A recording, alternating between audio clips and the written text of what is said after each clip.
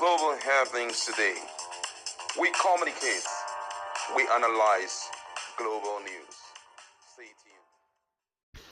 There have been widespread speculation that from August 1st to August 10th, there's going to be a protest, a national or nationwide protest, and the title of the protest is "In Bad Governance in Nigeria 2024." And it has been published by different personalities, especially on social media and all of that. And they talked about what is expected to be won on that day. And these projects they're talking about involve people's participation. And, all the ethnic groups have been chipping in one or two things. But then the Southeast have decided to speak up about the protest. Don't forget that the governor of Imo State, Uzodimma, came up and said that he's daring anybody that the Southeasterners are not going to be part of the protest. They're not going to protest against the present government. That's Bola Tinubu's government.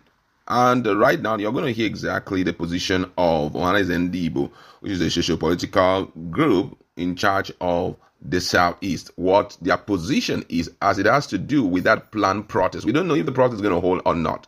They have a position in respect to it. And now, according to the news, the factional secretary general of the Ohanes and Igbo, Okechukwu Izuzora, had said the people of the Southeast zone will not join in the proposed nationwide protest against the government of President Bola Tinubu. The protest is slated to be held on August 1st to 10th, 2024, over the biting economic hardship in the country.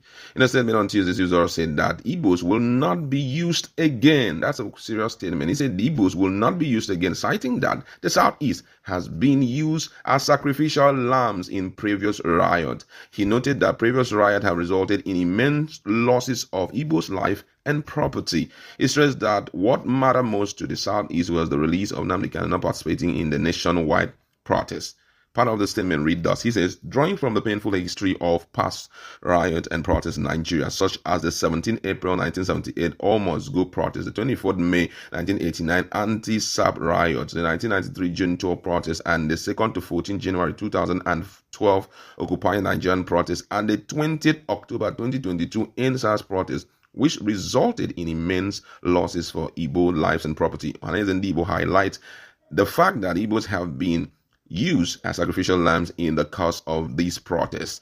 In the interest of protecting the lives and property of Igbos across the country, Ohanes and Igbo has made a decision to direct Igbos at home and in the diaspora to refrain from participating in the nationwide protest scheduled on August 1st to 10, 2024 for the following reason. Firstly, the security challenges in the Southeast region makes it imprudent to allow any form of protest or riot to occur. Any attempt to enforced protests in the Southeast will exacerbate the already precarious security situation in the region. He also talked about some other things, but the most interesting part of this is the fact that they don't want to be part of any protest.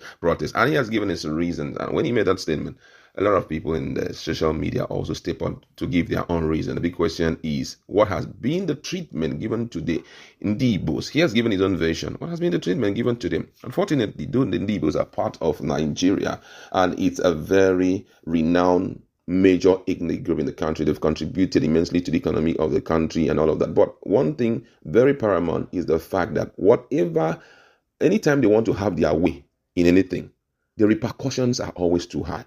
Now, for example, what happened in the just concluded election? Last year, we had an election in Nigeria. We know what they went through in Lagos. We may pretend as if those things did not really happen, but the truth is that those things actually happen. Nobody's trying to stem up any kind of anger and all of that. But I think what Ohanes and Igbo this time around is trying to do is doing all within their power to ensure that they protect the Igbo from any form of planned anger against them, because sometimes when they partake in it, it's as if everybody would just turn their beam light on them. This person is from me, that's why these things happen. Come on, they don't want that. They want a situation whereby they can live in Nigeria comfortably and run their affairs. Don't forget that the Igbos are the major economic hub builders in Nigeria. When you're talking about building hubs, you're talking about economic hubs in Nigeria, you're talking about the Igbos. Go to the Southeast, what they know is business. You can see them in other areas, but then they feature more in both online and offline business. And there's nothing you can say to dissuade them from doing business in any part of the world.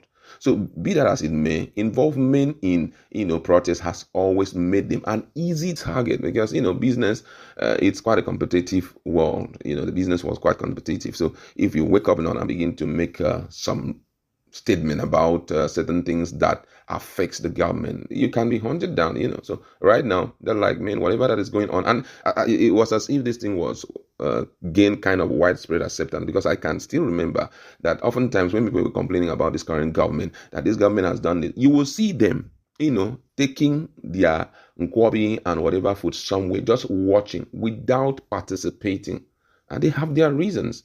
And if you check out the statement made by Hans and Igbo, picking up some key protests that have took place in Nigeria, though I can't really attest to what he said about 20th of October 2020 protests that took place in the country, SEast protests. I don't think that anybody was picked up and dealt with. It was a widespread thing. Whoever that was dealt with by the government. So nobody can really say, the targets were these people and all. But I don't know the aftermath, because what he's talking about here is actually the aftermath of everything. They have always been the ones to sacrifice the most.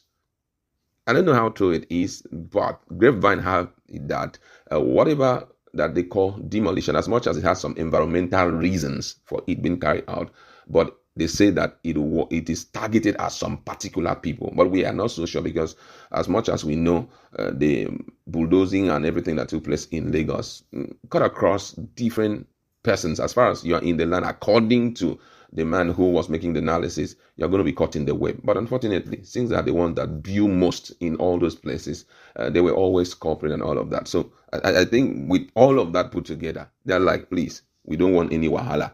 Whoever that wants to protest, if you know that you are of this Southeast extract, make sure you don't participate. We've learned our lessons enough.